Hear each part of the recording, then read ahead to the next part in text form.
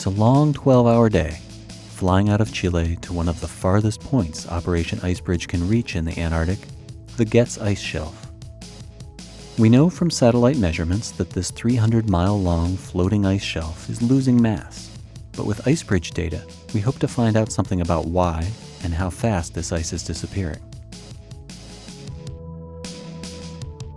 After crossing the windy Drake Passage at high altitude, we descend and are treated to a tour of Antarctic ice in almost all its forms.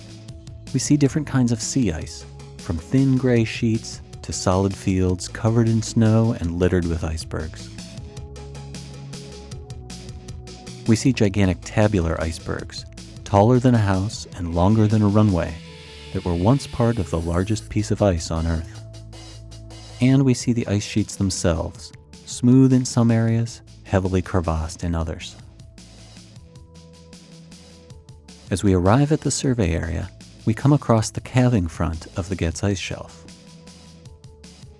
This 10-story tall face is currently where mighty icebergs break off into the ocean, but it may not be the front of the ice shelf for long.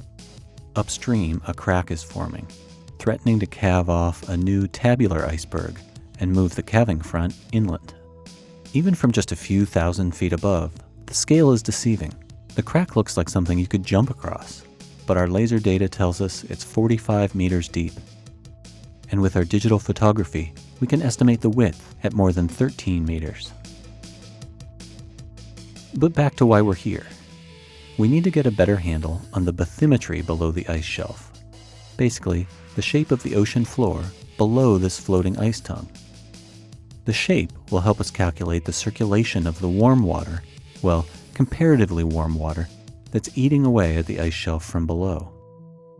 Our gravity meter, or gravimeter, actually senses the mass of rock below the ocean, giving us a picture of the grounding line, where the ice sheet leaves the support of land and begins to float on water. But that's all on the marine side. We also need to understand what's happening inland. Our laser data tells us how much the surface of the ice shelf is lowering, and our ice-penetrating radar tells us the shape and elevation of the bedrock below the ice, which helps us estimate how much ice will flow into the water and how fast. On the inland side, we pass by a ridge in Marie Birdland.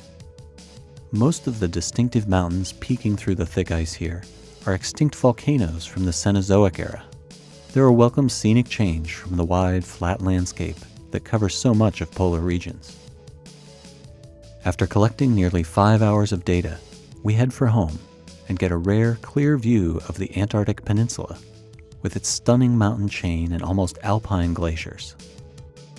Out the port side of our DC-8, we watch the sun set at its incredibly slow polar pace, cross the Strait of Magellan, and prepare to land back in Chile well after dark.